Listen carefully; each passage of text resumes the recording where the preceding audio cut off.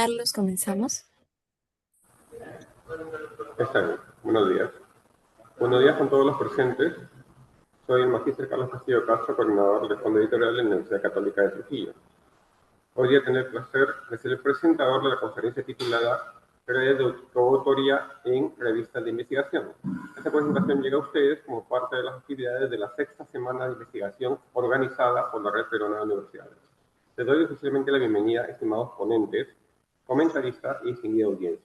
A continuación les comparto las normas de permanencia y participación de este evento académico. Las preguntas se realizarán únicamente vía chat Zoom y se responderán al finalizar la presentación. Cada ponente cuenta con 15 minutos para desarrollar su presentación. Faltando 5 minutos y 1 minuto respectivamente, les avisaré para que puedan cerrar sus ideas y finalizar con su presentación. Al término de ambas ponencias, cederé el pase a nuestro distinguido comentarista para que realice su intervención.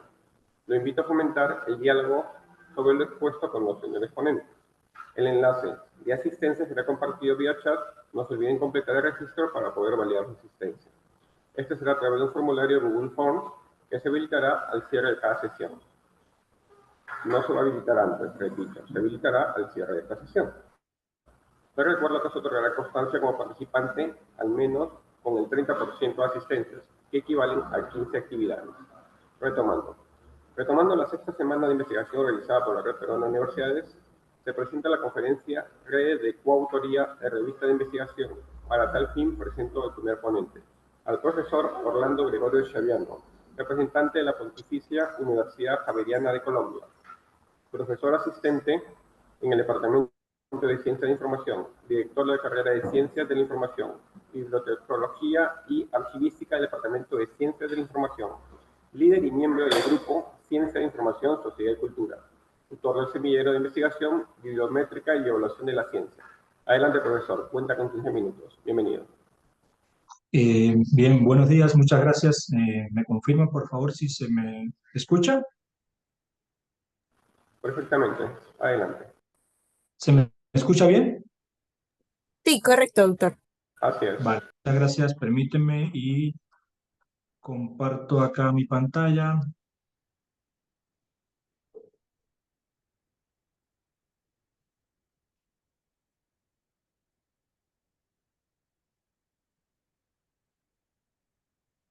Bueno, reitero el agradecimiento a la Red Peruana de Investigación, a los organizadores de la actividad, a los demás colegas que nos van a acompañar en las exposiciones. Un saludo especial al doctor Eduardo Aguado. Un gusto verlo siempre, aunque sea en la distancia. Eh, en algún momento nos veremos por acá o por su región. Bueno, dado el tiempo, voy a ser conciso. Yo más que todo lo que traigo son algunas ideas desde mi doble o mi triple incluso posición como investigador, como profesor de bibliometría y evaluación de la ciencia acá en la Universidad Javeriana y también desde hace algún tiempo como editor de una de las revistas nuestras en la Pontificia Universidad Javeriana, además de mi experiencia como revisor de artículos en diferentes revistas, también como autor de artículos. Entonces, un poco lo que voy a exponer es esta experiencia, digamos, eh, desde estos diferentes roles en los que me desempeño y la importancia que tiene el tema de las redes, el tema de la gestión de revistas científicas en la actualidad.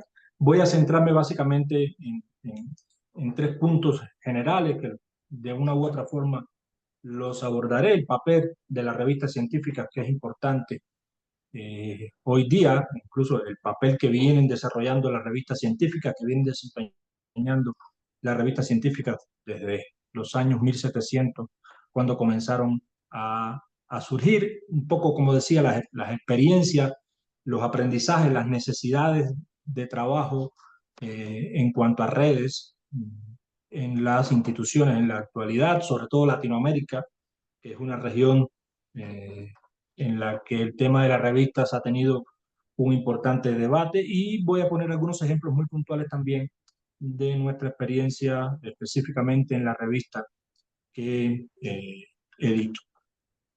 Tres elementos básicos incluso que pueden formar parte del debate que podemos tener después sobre las revistas científicas y su papel en la comunicación científica. Hace un tiempo, y aunque todavía, por desgracia, el sinónimo de calidad de una revista científica era que estuvieran indexadas en Web of Science y en Scopus. Incluso yo me lo creí en algún momento y ya no me lo creo tan así. Ya no es sinónimo de calidad de estar en Web of Science, o no siempre es sinónimo de calidad de estar en Web of Science y Scopus, y tampoco es sinónimo de falta de calidad, pues no estar en Web of Science y Scopus. Este mundo de las revistas científicas ha ido cambiando. Y a mí me interesa ver las revistas científicas siempre desde tres perspectivas, que son un tanto las que expongo acá. Las revistas científicas, dentro de todo ese debate, como herramientas, como insumos para la evaluación científica.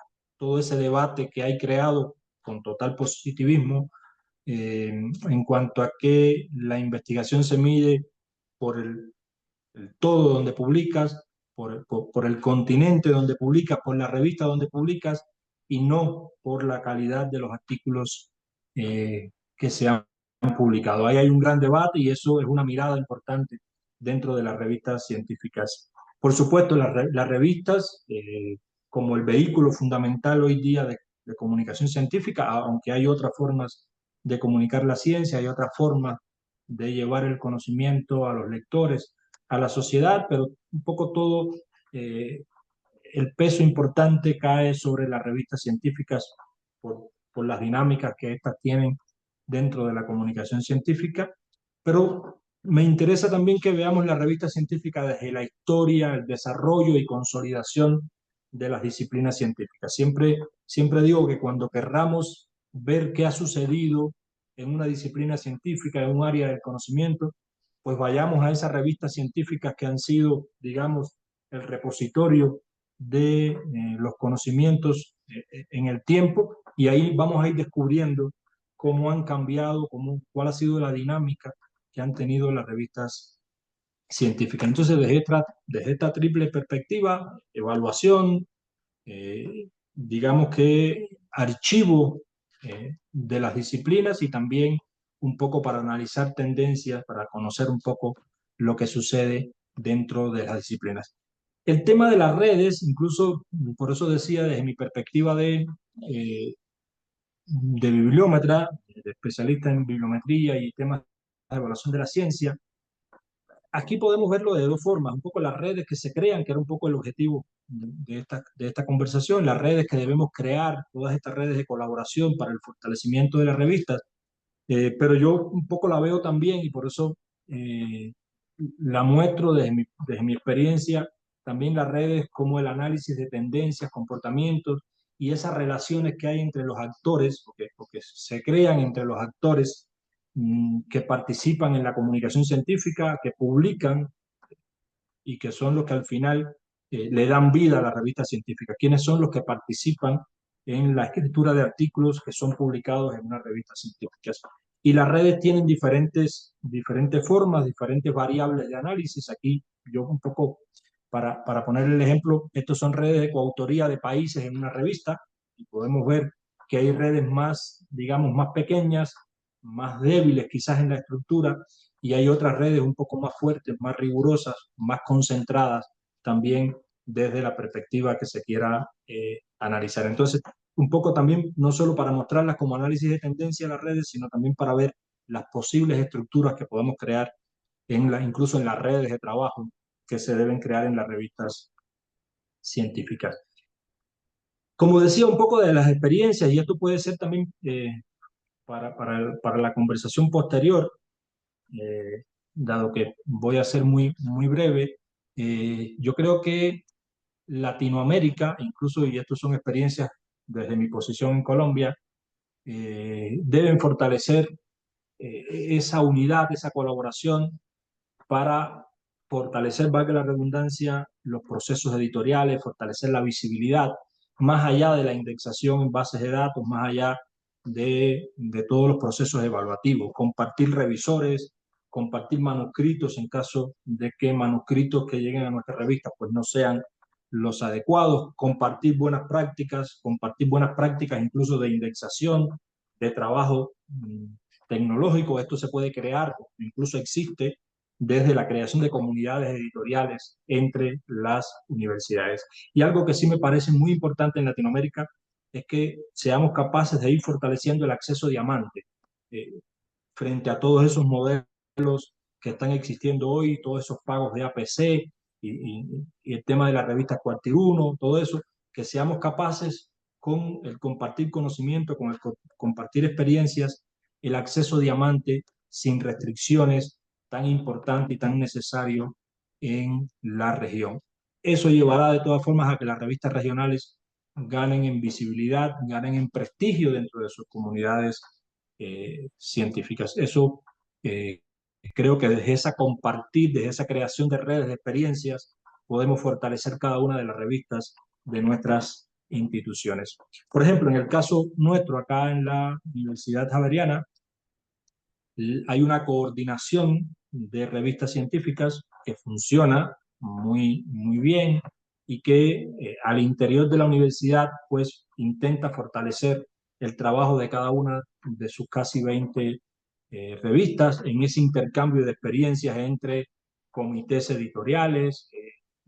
Se habla, se comenta sobre los indicadores bibliométricos, no solo los de impacto, sino también los de uso, incluso los indicadores de impacto social. Se hacen conversaciones, se hacen charlas, se comparten experiencias sobre la indexación de revistas, sobre los procesos de indexación de revistas, las escuelas, la capacitación en función de la revisión por pares, en la búsqueda de revisores, en cómo podemos compartir esa experiencia y buscar revisores, que es un tema muy de debate hoy también en la comunicación científica, el papel de los revisores, que cada día es más complicado, que cada día para las revistas es más difícil encontrar revisores. Y hoy en día también todo este tema de los aspectos éticos y todo el impacto y todo el efecto que tiene la inteligencia artificial en la revisión por pares, en la escritura académica, de todo eso hablamos al interior de la red de revistas de la Universidad Javeriana donde trabajo, y eso ha dado buenos frutos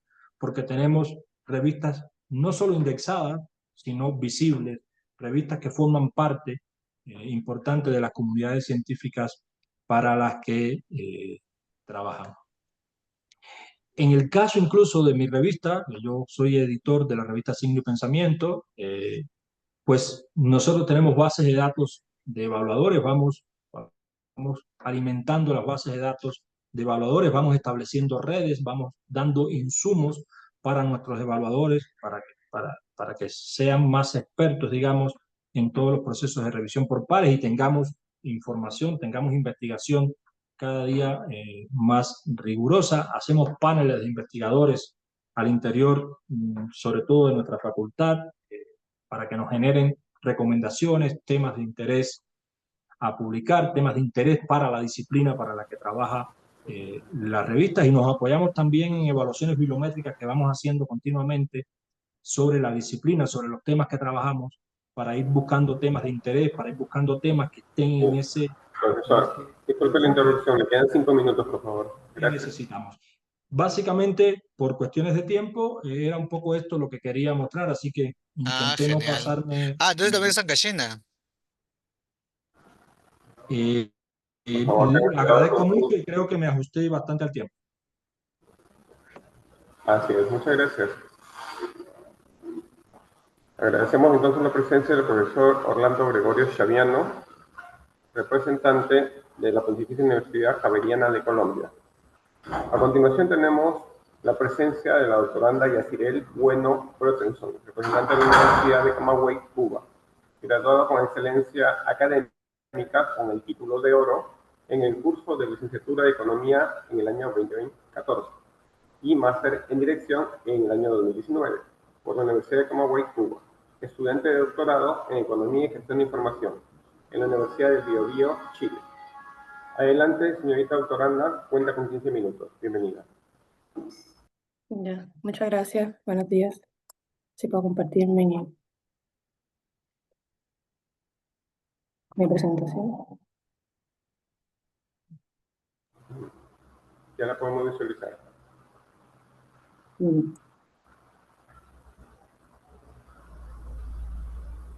Bueno, buenos días, mi nombre es Yaricel Bueno Broterson. Agradezco a la Red Peruana de Universidades por la oportunidad de poder participar en esta conferencia. Yo en el día de hoy le vengo a mostrar cuál ha sido mi experiencia como estudiante o mi trayectoria a lo largo de este proceso y quería compartirlo con ustedes, más bien desde mi perspectiva como estudiante de doctorado. Entonces, actualmente estoy estudiando en la Universidad del Biobío, estoy haciendo un doctorado en Economía y Gestión de la Información y estoy tratando temáticas relacionadas con la gestión del conocimiento digital, el termoestrés y adopción de tecnologías. Entonces, por un lado, hoy les quiero compartir cuál es la importancia de las redes de autoría, también mostrarles como una revisión de la literatura relacionada con mi temática de investigación y por último también compartirles cómo ha sido mi experiencia construyendo redes de colaboración ya a nivel internacional. Entonces, primeramente, ¿por qué son importantes las redes de coautoría? Ya el profesor Orlando Gregorio también comentaba que existe la importancia de que la ciencia actual no se construye colectivamente. Ya la producción del conocimiento hoy se va a apoyar en redes de colaboración, más bien entre académicos, pero también entre las instituciones. La universidad también juega un papel fundamental en este aspecto. Por otra parte, también tener redes de colaboración va a contribuir a que exista una visibilidad y que nuestras publicaciones también tengan un mayor impacto, tanto a nivel nacional como internacional. Y también un gran desafío que tenemos aquí en Latinoamérica es que fomentar más la colaboración entre investigadores de Latinoamérica, ya que esto va a contribuir tanto como a la difusión de la investigación científica, pero también a realizar coautorías, colaboraciones entre países de Latinoamérica o también investigadores. Entonces, Doctora, en relación... disculpe la interrupción. ¿Podría ampliar su diapositiva? La, la tengo ampliada, pero parece que ahora se ve. Todo bien. Sí la podemos ver, pero está muy pequeña. Tiene que darle en la copita para que se extienda todo el marco. Sí, es que estoy dando la copa, parece que no se está proyectando. Disculpen, que estoy en un evento y la conexión yo creo que no es muy favorable. Quiero ver si No, puedo quitar la cámara. ¿Puede ser?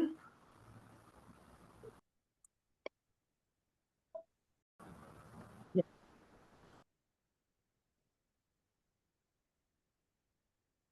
¿Ahora lo están viendo?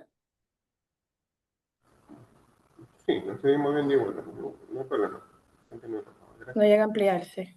Mm. Ya, continuamos entonces. Muchas gracias, disculpen por la interrupción.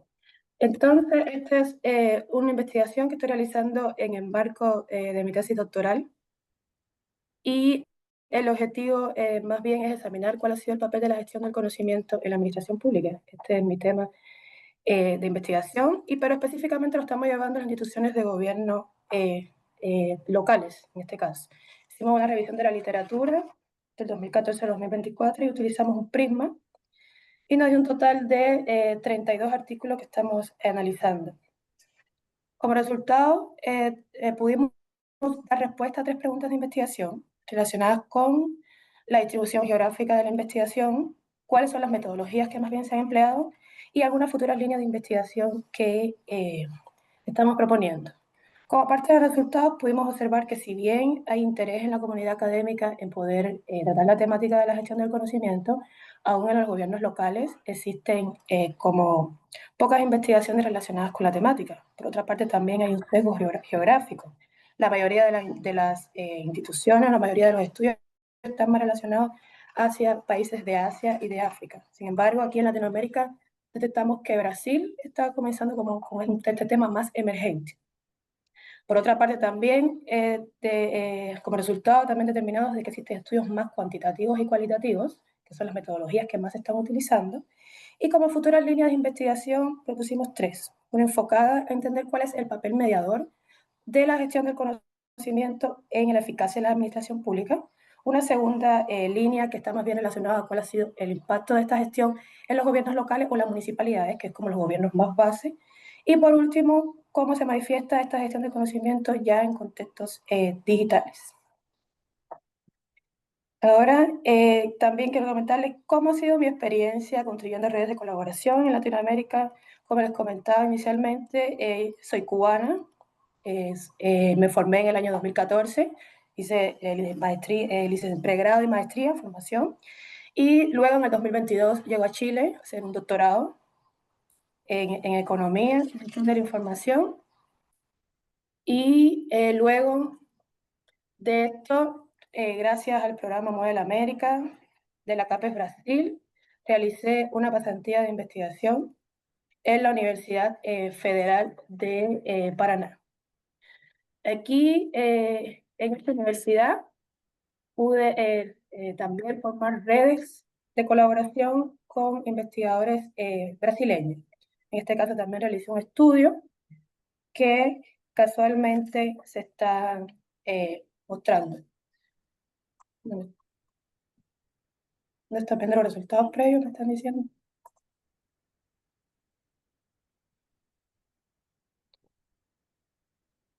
Disculpe, ¿se ve la presentación? Sí, Yaricel, se Sí está se viendo. ve. Saltó un momento la presentación, pero ya estamos viendo la experiencia en colaboraciones latinoamericanas. Gracias.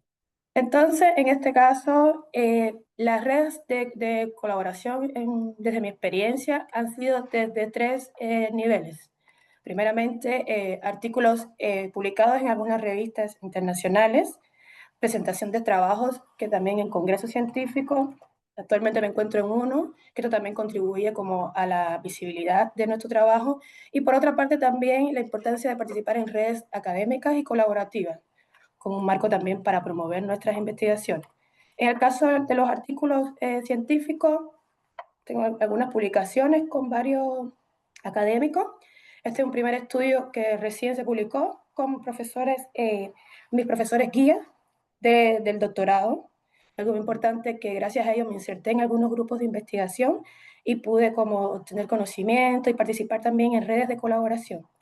Por otra parte, también tengo este último estudio, que este es un capítulo de un libro con mi profesora de Cuba, que también realizamos un diagnóstico que fue parte de resultados como de mi tesis de maestría, donde también tuve la oportunidad de poder presentar mis resultados. También hay una recomendación importante de las presentaciones de nuestros trabajos en congreso.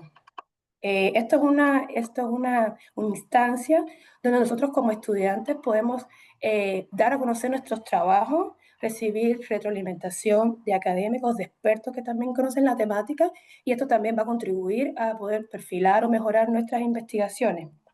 En este caso, actualmente ahora me encuentro en un evento aquí en Chile, que es el ENEFA, pero la FAE, pero del 2020, en este año, y estoy presentando mis resultados de mi investigación en Brasil como parte de mi pasantía.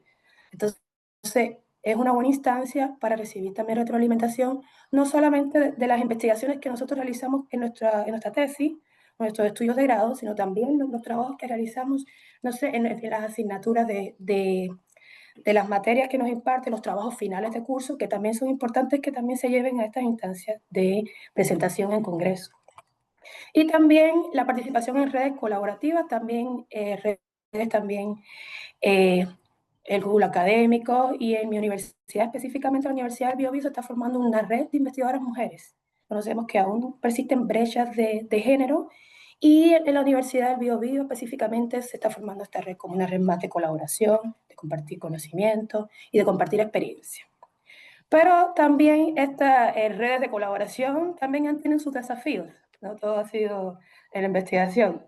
He enfrentado con diferencias idiomáticas, en el caso de Brasil, que hablan portugués, también he investigado con profesores de Chile, pero es el español chileno, y la forma de redacción, yo que soy cubana también. Hemos tenido algunos desafíos en esa.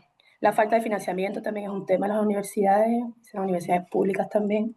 Las brechas tecnológicas y también la necesidad de confianza mutua, de confiar en tu colaborador, de confiar en las ideas que están planteando. saber defender, ser crítico. Entonces también constituye un desafío en estas redes. Sin embargo, puedo decir que las redes de coautoría no son solo vínculos, sino también son ecosistemas de conocimiento que vemos como algo positivo. Nos va a permitir también compartir metodologías, nuestras ideas, contribuir a la ciencia de una mirada más inclusiva también.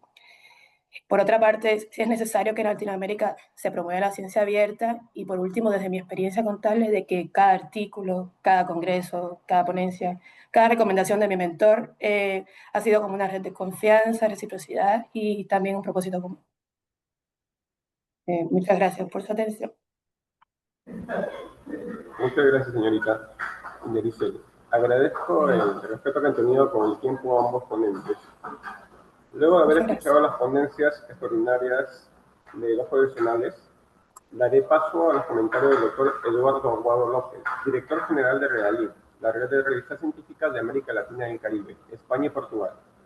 Además es profesor e investigador de la Facultad de Ciencias Políticas y Sociales, fundador y director general de REALIC, doctor en Educación Superior por el Centro de Investigación y Docencia en Humanidades del Estado de Morelos, maestro de Sociología por la Universidad Autónoma del Estado de México, licencia en Sociología por la Universidad Autónoma Metropolitana de México, profesor investigador de la Facultad de Ciencias Políticas y Sociales de la Universidad Autónoma del Estado de México, fundador y director general del Sistema de Información Científica de REALIC.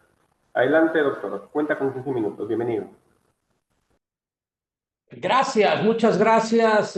Un agradecimiento no solamente a los presentes, sino a la Red Peruana de Universidades que nos hace esta invitación.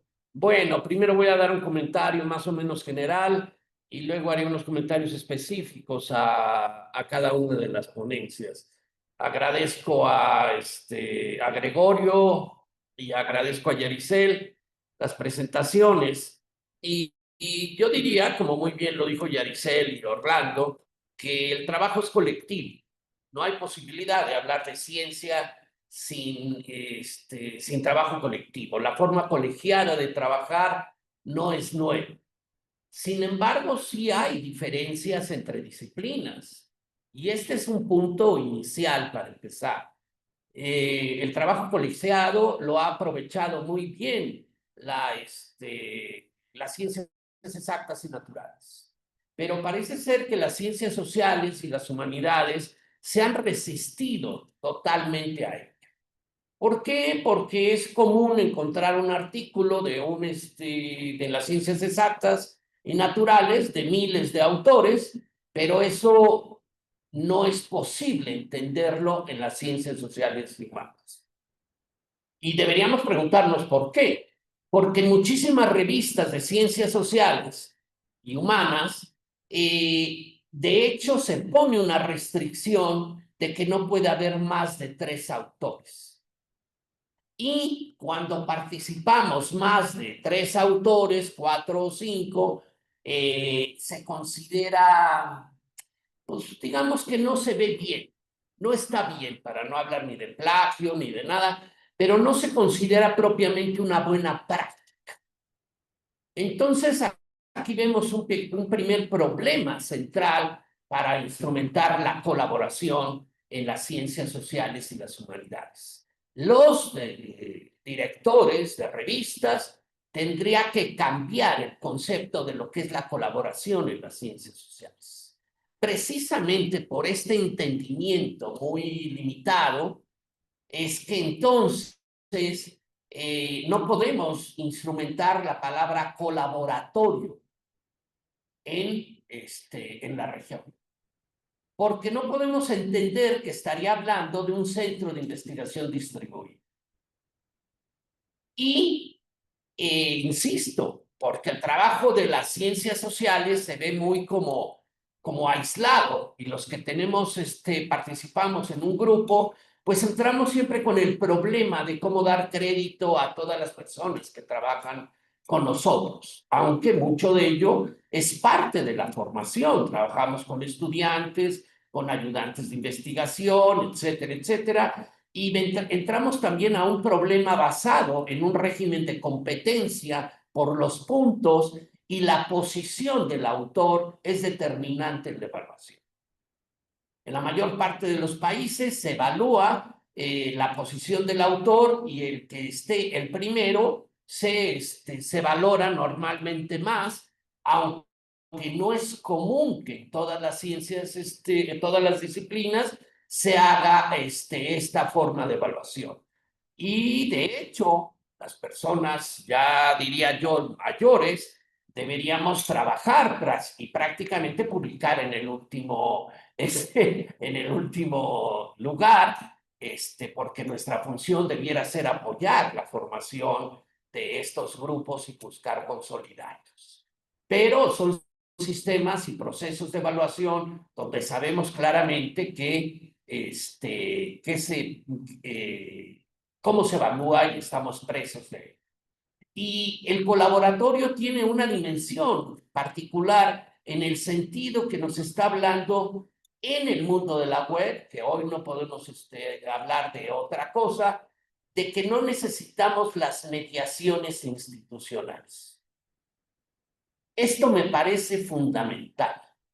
Cuando no trabajábamos en la web, siempre necesitábamos un permiso institucional para utilizar el teléfono, para poder hacer una llamada internacional, llamémoslo así. Hoy, los medios de tecnología en persona, sin necesidad de la autorización de nuestras instituciones. Es decir, en la web, el internet, trabajando permite el elemento del colaboratorio, el trabajo colegiado, y prácticamente en tiempo real. Y este concepto, que acuñado por Koshiro Matsuura, quien fue director general de UNESCO, que lo mostró muy claramente en el informe mundial hacia las sociedades del conocimiento. Es ese centro sin paredes, ese punto de encuentro de los académicos, de los investigadores, de los estudiantes, del público, etcétera, etcétera.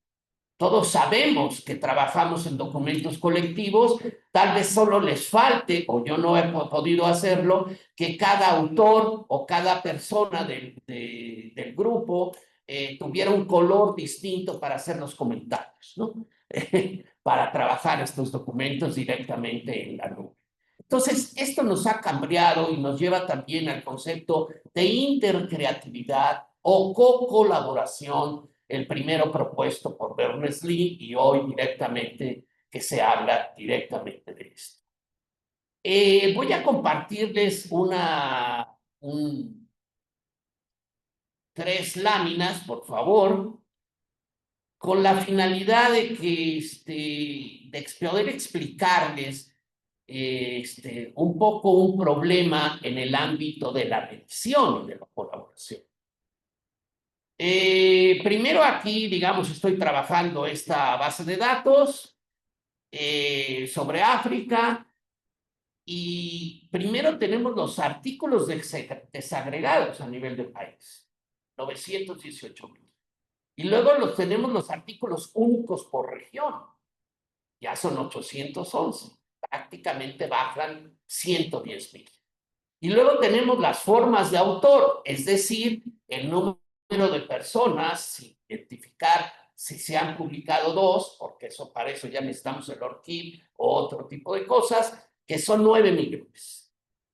Y las revistas, las que tienen institución y país, es decir, donde pudiéramos trabajar una red, serían 7 millones.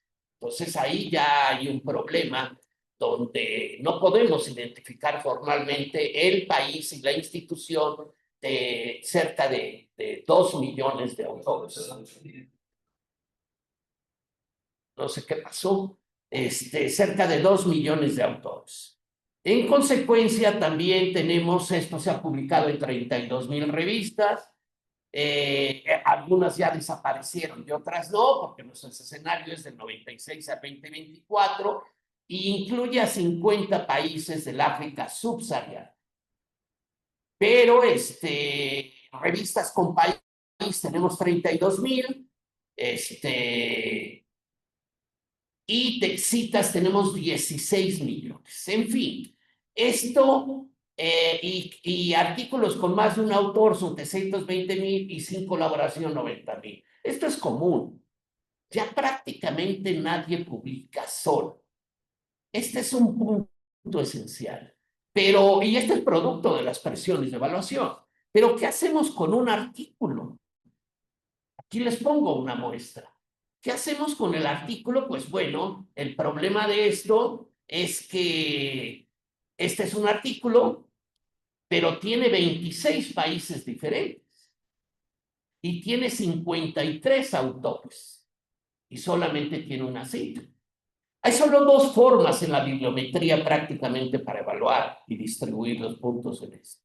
Uno, que se ponga a nivel de país y solamente uno de los por país diferente, aunque existan más autores de diferente país, porque aquí tenemos prácticamente el doble de autores respecto a los países.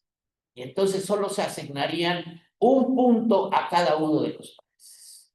Y cuando bajamos a instituciones, no tengo el dato aquí, tendría que ser, esta es la multiplicación de los panes y los peces.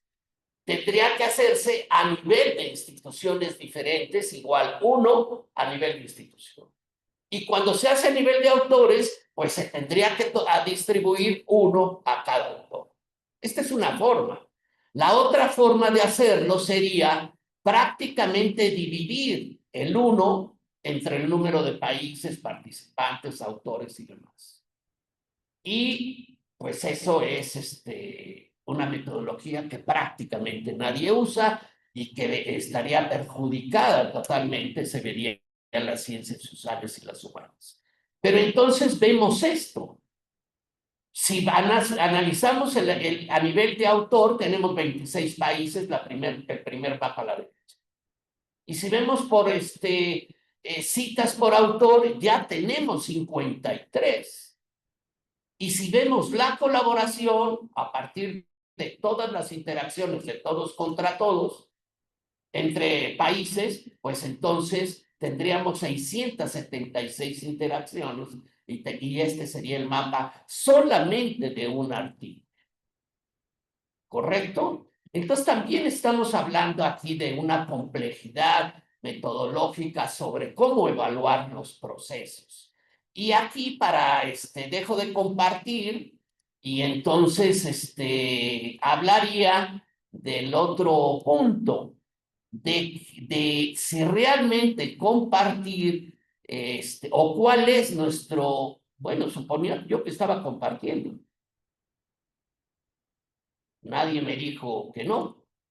Bueno, pues disculpen, entonces estaba hablando sobre cosas que supuestamente estaban en la presentación que estaba compartiendo, pero por lo visto ahorita que iba a dejar de compartir, pues no. Bueno, esto es una pena, pero entonces hablaríamos del otro punto. Y aquí volvemos a hablar de otro. ¿Quién es el autor? Porque estamos hablando de un sistema de competencia. Y en este sistema de competencia, donde el darle el crédito al otro, pues va en contra de mí como autor. Y entonces aquí sí Disculpe, asuntos de doctor, poder. disculpe, estamos viendo muy pequeña su presentación. Estamos viendo más el espacio de su escritorio. Ah, bueno, es que ya iba a dejar de compartir. Ah, ok. Ya no tengo problema, pero yo aquí sigo viendo el icono de compartir. Entonces, ya eliminen la posibilidad de compartir. Yo ya presento esto.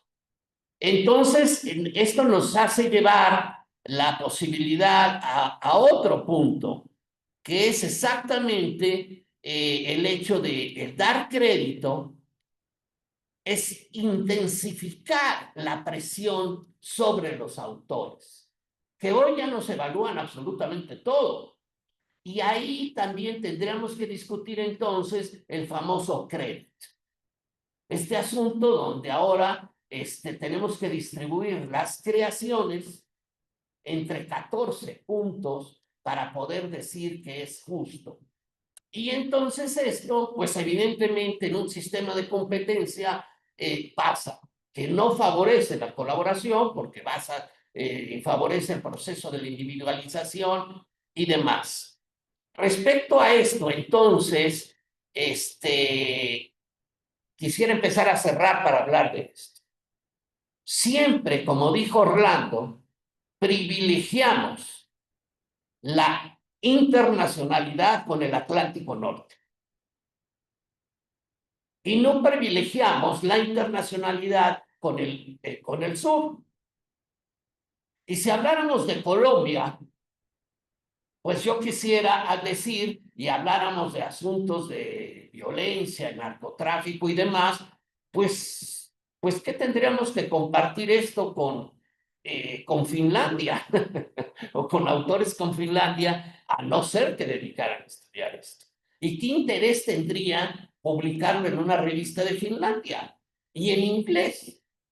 Cuando la discusión estaría precisamente en México, ahora con Venezuela y ahora con todas estas decisiones unilaterales, autoritarias y todo, que está tomando el gobierno de los Estados Unidos en el Caribe.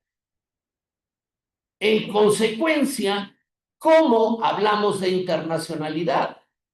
Porque también la web nos llevó a este problema, donde la internacional era la colaboración con el Atlántico Norte.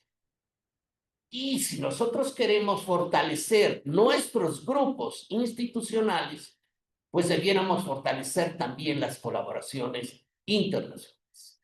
Pero la endogeneidad partió y fue en contra de nosotros, tanto de la revista, porque las revistas después del 30% de la publicación de la propia institución ya se ven mal. Y entonces, claro, porque consideramos siempre a la revista como un ente internacional. Es decir, donde la comunidad global debería participar, pero la comunidad global participa a partir de la especificidad de los temas y demás. En consecuencia, debieran ser comunidades muy distintas, dependiendo ya no de la disciplina, sino de la temática de la que estamos hablando. Y eso le pega mucho a todas las revistas y a todos los análisis que se hacen sobre coautoría. ¿Por qué? Porque se sigue valorando al Atlántico Norte como elemento de internacional. Y nos pega entonces el elemento de la endogeneidad, aunque es propio de los temas. Entonces, esto tiene que comentarse. Y me da mucho gusto lo que plantea Yaribel en términos de su propia percepción. Sin embargo, no podemos dejar de decir que un análisis de 32 artículos, pues evidentemente no es, solo puede ser entendido desde la perspectiva de la experiencia personal, porque metodológicamente pues no es representativo, ni se pueden establecer tendencias al respecto, más cuando ni siquiera aportamos sobre artículos científicos y hablamos también de colaboraciones en congresos y es otra cosa. Porque la mayor parte de las bases de datos nos permite sí separar entre artículos científicos y otros elementos publicados en las revistas. Que este es otro punto. Y hablando de los factores y de las evaluaciones y de los indicadores, de los cuales hablaba también Orlando, pues entonces se han eliminado las reseñas de las ciencias sociales y las humanas, cuando esto resulta fundamental. ¿Por qué? Porque no ayudan a los factores de impacto en este sentido. Entonces yo diría que para cerrar, tendríamos que volver a pensar la colaboración como proyectos institucionales y nacionales. ¿Qué queremos en nuestra universidad? Fortalecer grupos internos, fortalecer grupos con otros, construir colaboratorios, me parece esencial, pero esto tiene que estar dentro de una lógica y deberíamos tratar también de modificar esto, también como lo mencionó Orlando, para tratar de fortalecer nuestras redes con el sur. Y sería muy interesante evaluar cómo estamos colaborando con el sur o en la propia región, porque lo que sí sabemos de las revistas es que la mayor parte de las revistas están subevaluadas y subrepresentadas las propias regionales. Podríamos hablar de las 20 y tantas revistas de la Pontificia Universidad Javeriana, que las conozco muy bien. ¿Cuántas de ellas están en el llamado mainstream, en el Wall Street Scope? Pero no es el caso de la Javeriana, es el caso de la UNAM, es el caso de la UAM, es el caso de Jujuy, es el caso de cualquier universidad. Y entonces aquí es donde empieza la internalización como elemento de despojo o como elemento de subrepresentación o colonialismo. Como, para cerrar, porque colonialismo quiere decir cuando valoramos menos lo interno que lo externo y aplicamos el estándar externo del Atlántico Norte para valorar nuestras publicaciones, como diría, creo que era Yaribel, que decía, no todas nuestras revistas cumplen con la calidad, pues con la calidad de quién. Pero el segundo punto es hacia qué se publica. Y aquí vamos a hablar entonces, para cerrar definitivamente, de un análisis que tendría que ver con la inteligencia artificial. Y en última instancia, el día de mañana, ya que Elon Musk ya creó su Grok Wikipedia, pues la pregunta es que así como vamos a poder contrastar Wikipedia contra Grok Wikipedia, tendríamos que contrastar contra el algoritmo la visión de Occidente y del Atlántico Norte contra la visión del Sur, haciendo nuestros propios algoritmos. Y si no, la universalidad y la capacidad de la razón y del pensamiento occidental, pues evidentemente nos terminará comiendo, porque ahí estarán las herramientas para. Y entonces aquí estamos hablando de otro nivel de colaboratorio que ni siquiera está pensado y esbozado en las publicaciones científicas. Y no está pensado y esbozado en las colaboraciones científicas porque seguimos pensando y evaluando en el llamado mainstream. En Argentina, todos los avances que llevan están de retroceso. En Colombia, a partir de su política de ciencia abierta y de todo el movimiento de la comunidad, nunca pudieron hacer absolutamente nada en contra del mainstream. En México hay una gran discusión y ahora somos la comunidad también la que se opone a las nuevas reglas del fortalecimiento de las revistas locales. Y esto obedece a dos puntos. Primero, siempre buscamos la representatividad en la internacionalidad, es decir, en el Atlántico Norte, WOS o SCOPUS. Y ahora, paradójicamente, más del 50% de la producción de países en el mainstream es del sur, en revistas comerciales, claro, en revistas comerciales. Entonces, el sistema de publicaciones se ha convertido en una forma de despojo del conocimiento, para hablar directamente de lo que fue la semana pasada el Open Access Week. ¿Quién posee el conocimiento? ¿Quién de Colombia y de Cuba puede poner todo el conocimiento en sus repositorios? ¿Quién tiene los derechos legales para hacerlo? Porque al publicar en este tipo de revistas, la mayor parte de los autores están cediendo sus derechos patrimoniales. Y en consecuencia, la posibilidad de ponerlos en su propio repositorio. Entonces, creo que la colaboración implica muchas cosas. El problema del APC, como alguna vez un investigador, que yo pensaría en absoluto error, me decía, pero ¿cuál es el problema, colega? Si yo no pagué, pues el problema es el modelo, no que tú hayas pagado. Y esto también implica un problema cuando colaboramos con el Atlántico Norte, porque ellos no tienen problemas para pagar en general, mientras que el sur sí tiene problemas. Y entonces nosotros nos beneficiamos de ese no pago, pero fortalecemos el sistema comercial que va a terminar aniquilándonos de una o de otra forma. Con esto cerraría y quedo dispuesto al público para poder continuar con la charla. Muchísimas gracias. Muchas gracias, estimado doctor. A continuación voy a hacer lectura de algunas preguntas que quedaron en el chat. Dirigida para el doctor Chaviano, ¿podría ampliar un poco más sobre el concepto de revistas científicas dentro de los modelos de evaluación? Tiene 2 minutos para responder, por favor. Sí, ¿se me escucha? Sí, así es.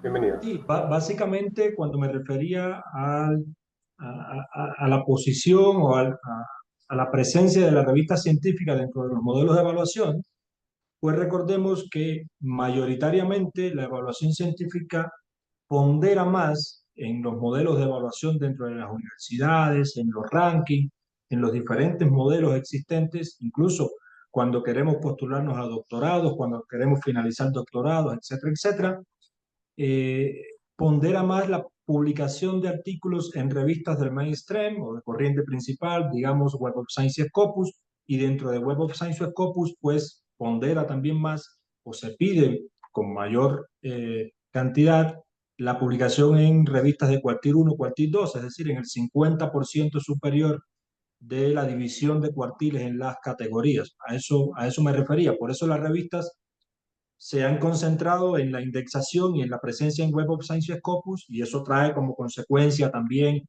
que los flujos de comunicación mayormente vayan hacia esas revistas, etcétera, etcétera. A eso me refería. Una segunda pregunta, doctor. ¿Cómo se inició en Colombia el compartir esfuerzos entre comunitarias interuniversitarias? Disculpe que al inicio no lo entendí. ¿Cómo se inició en Colombia el compartir esfuerzos en comunitarias interuniversitarias? En Colombia esto tiene ya varios años y eso surgió desde el Ministerio de Ciencia en algo que es el Sistema Nacional de Evaluación de Revistas, Publindex, que hubo un momento en que habían demasiadas revistas, habían revistas incluso en una facultad habían 3 revistas, en algún momento eso se le llamó revistas de escritorio, se comenzó, digamos, que un ejercicio de análisis de las revistas científicas, se eliminaron algunas que otras revistas científicas y se comenzó un proceso de análisis que es muy debatible, que de eso se pudiera hablar mucho. Se comenzó un proceso de análisis para la indexación de revistas, que básicamente las mejores revistas, digamos, pues siguen siendo para el sistema aquellas que están en Web of Science o Scopus y en los primeros cuartiles. Eso llevó entonces a desagregar en algunas instituciones, a bajar esa evaluación, a llevarla a las universidades y a crear comunidades, a crear esfuerzos para la indexación de revistas, a buscar esfuerzos y creación de comunidades, para buscar revisores, es decir, para en general mejorar las revistas científicas y que las revistas científicas fueran mejorando, fueran indexándose. Se han creado escuelas de editores, en algunos momentos se han hecho esas actividades y desde la presencia acá en la universidad, como yo comentaba, pues también la dirección de revistas pues une esfuerzos entre los editores, entre los grupos editoriales de las revistas, de forma tal que se puedan ir fortaleciendo los procesos de gestión, los procesos tecnológicos como el OJS, el marcado web, todas estas cosas, de forma tal que las revistas vayan mejorando. Ese es un poco el contexto general y resumido. Una pregunta abierta para los integrantes de esta conferencia. ¿Cómo generar valor de las bases de datos regionales frente a los índices internacionales cuando los investigadores deben publicar? Pero la publicación de estos mismos investigadores muchas veces no es bien vista, a pesar de que generan conocimiento. No sé si Aguado quiere responder o sigo respondiendo yo con alguna opinión muy personal. ¿Me repites la pregunta, por favor? Podría participar con mucho gusto. Perfecto. ¿Cómo generar valor de las bases de datos regionales frente a los índices internacionales cuando los investigadores deben publicar? Pero muchas veces publican los mismos investigadores. Esto se ve mal o es mal visto, a pesar de que genera conocimiento. Bueno, podemos hablar de la ley de 2080, ya no me acuerdo, la ley de Pareto, ¿no? Siempre para el asunto de las publicaciones científicas y bibliométricas, más o menos siempre se aplica, el 20% de los autores participan con el 80% de las publicaciones y demás. Pero yo te preguntaría, nuestros sistemas regionales, si hablamos de la referencia, si hablamos de Cielo, si hablamos de Redalib, si hablamos de Amelica, si hablamos de Latindex, no tienen nada que pedirle a los sistemas europeos.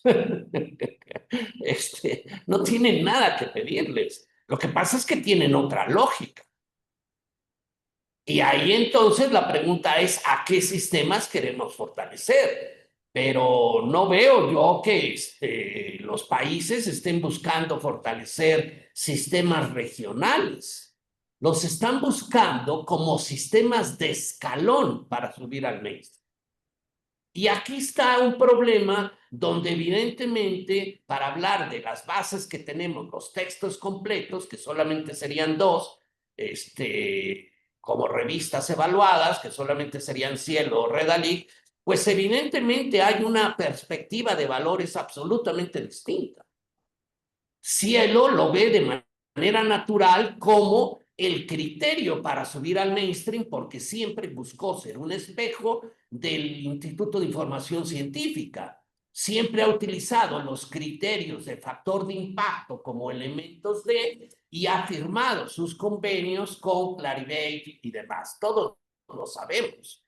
Y ha puesto a disposición el trabajo público hecho con el dinero de la comunidad latinoamericana y se lo ha mandado al Web of Science, todos los XML, lo que sería profundamente discutible.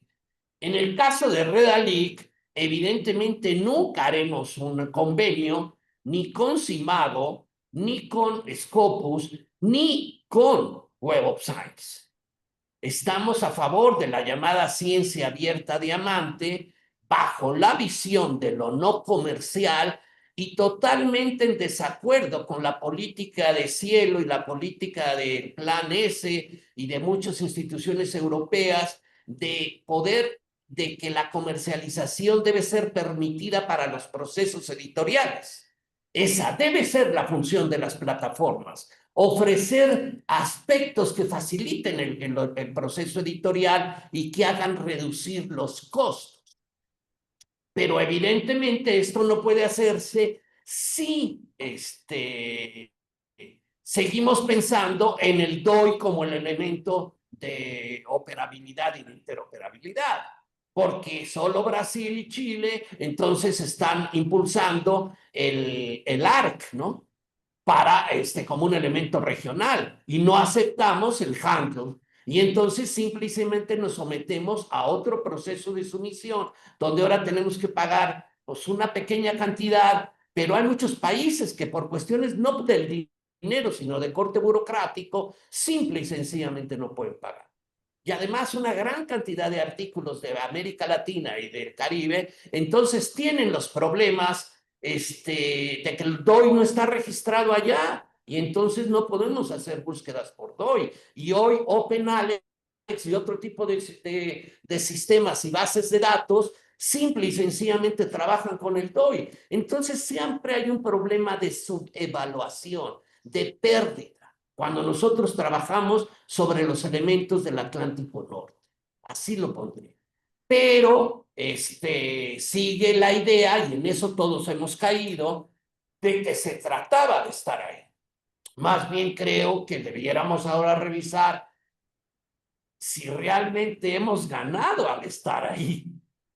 ¿Qué es lo que hemos ganado? Porque todas las revistas latinoamericanas, y puedo hacer el análisis con las de la Javeriana, con las de la UNAM o las brasileñas, sin problema, están absolutamente devaluadas en el centro o en el mainstream. Es decir, su relación de artículo por cita es el prestigio, simple y sencillamente están 1000 veces abajo del promedio. Y todas las revistas latinoamericanas, todas no pueden tener la masa crítica en promedio que tienen las revistas del Atlántico Norte.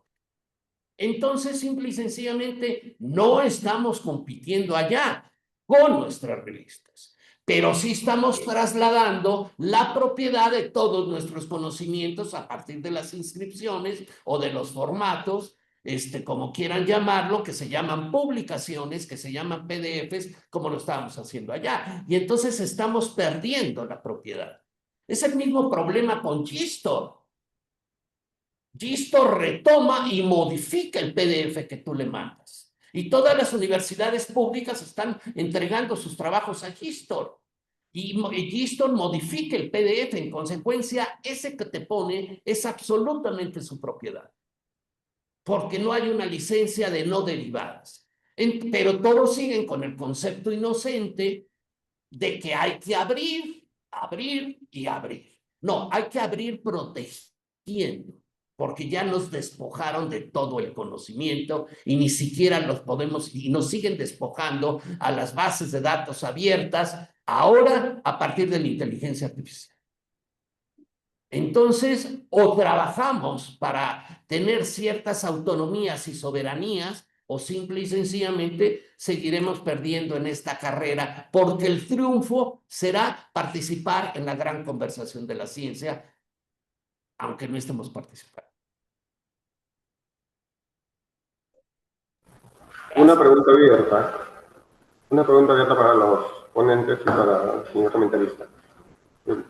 Desde su punto de vista, de sus perspectivas como investigadores u operadores de la investigación, nos preguntan, ¿cuáles son los retos de los comités de ética editorial en investigación actualmente?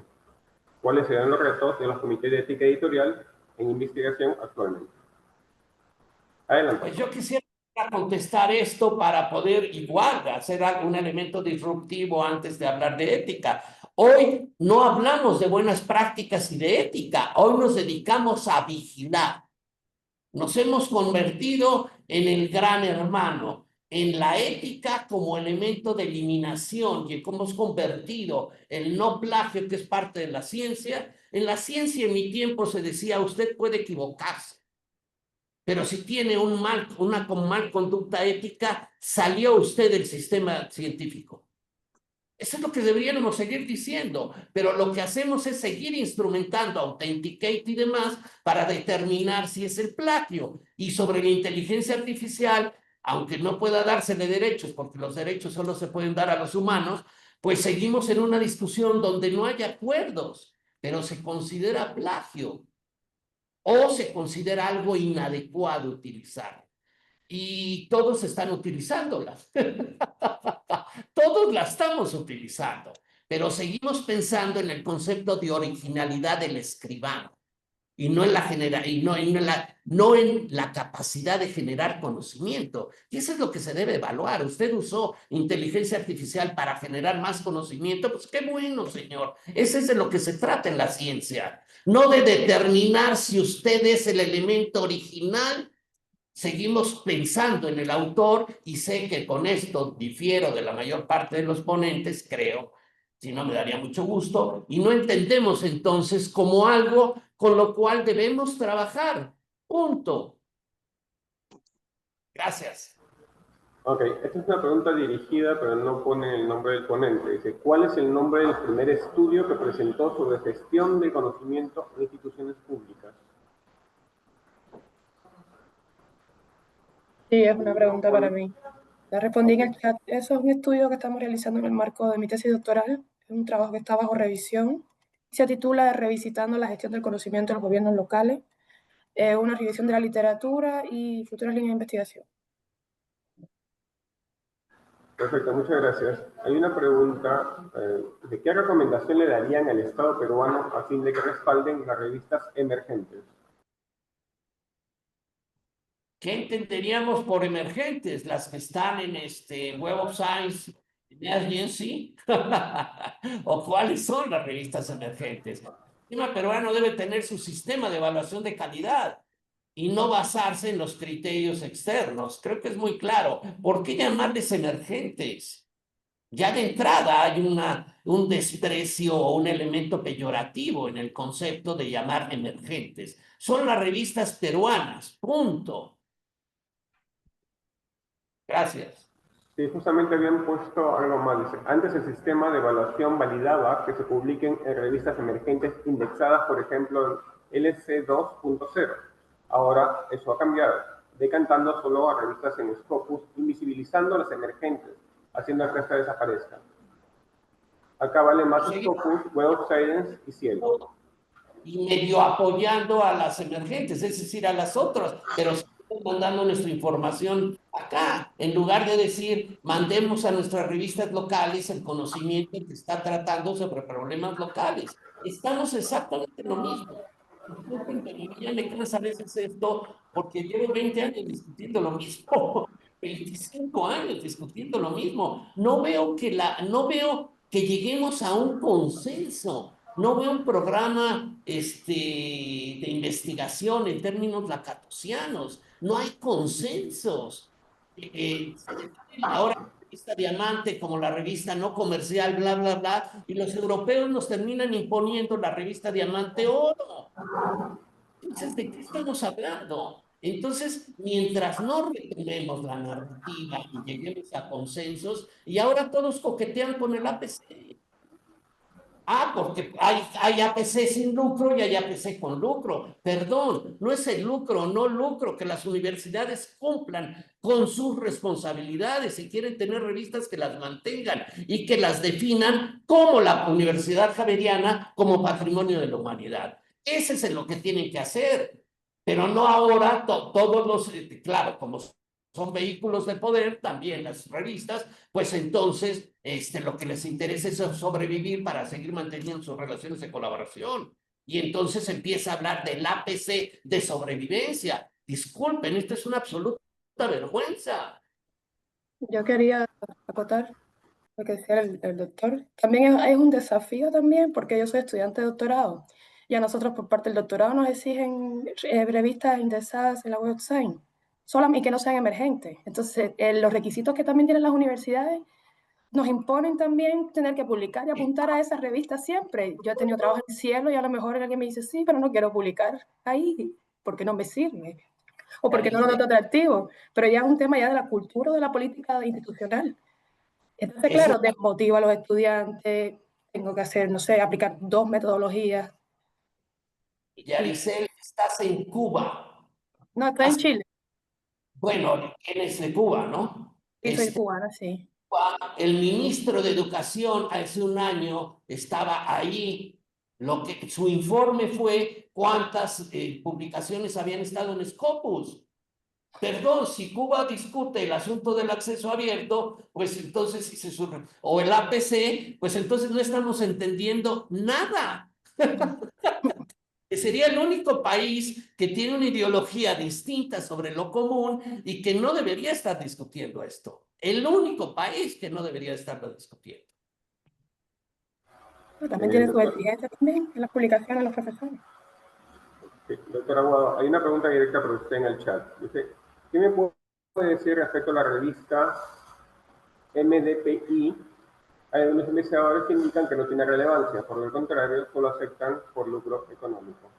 Primero, MDPI no es una revista, es una editorial que compró Nature, si no me equivoco, que es un sistema de múltiples revistas.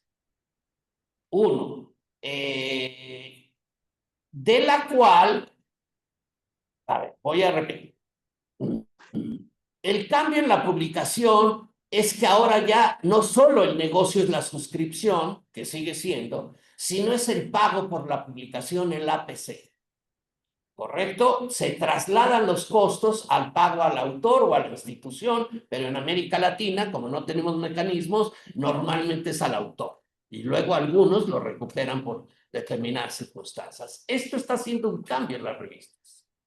Porque entonces el negocio de las revistas ya no es basado, como antes, de la web, sobre el famoso núcleo, donde en Nature decía el 95% de las revistas, de los artículos que llegan a Nature, yo los rechazo. Indistintamente en la discusión, claro, después creó 32 Nature, ¿no? Nature Communication, etcétera, etcétera, de tal manera que esos 95 se los mandaba a sus otras 32 revistas, ¿no? Pero entonces, al considerar esto y al trasladar los costos al APC, pues entonces MDPI es cierto que ha sido cuestionado. ¿Por qué? Porque manda... pero hagamos también un análisis, porque lo que se ha dicho de MDPI, que los elementos que han salido son sólidos, también es parte de una guerra comercial. Tener el mainstream entre ciertos aspectos.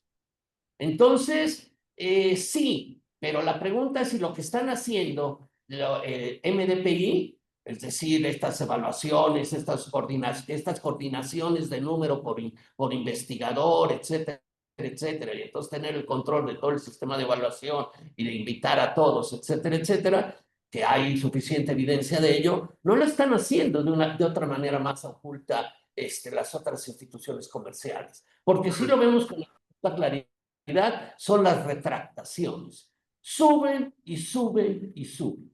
Entonces, estoy de acuerdo, pero también tengamos cuidado porque lo único que estamos reafirmando con eso, pues son los clásicos 5 grandes que son Springer, Sage, Elsevier, Taylor Francis. Estimado doctor, le agradezco porque tenemos que cumplir con un cronograma. Sí. Agradezco a la Universidad Católica de Trujillo Benito XVI por haberme permitido ser presente el día de hoy. Un agradecimiento especial a la Red Peruana de Universidades por tan amable invitación. Fue un honor ser moderador de este evento. Agradezco a cada uno de los participantes de este día por haber enriquecido a nuestra experiencia académica con sus ponencias. Conmigo será una nueva oportunidad. Muchas gracias a todos ustedes. Que tengan un muy buen día. Y por favor no se olviden de poner su asistencia para que quede registrado. Hasta luego. Muchas Que tengan gracias. buen día.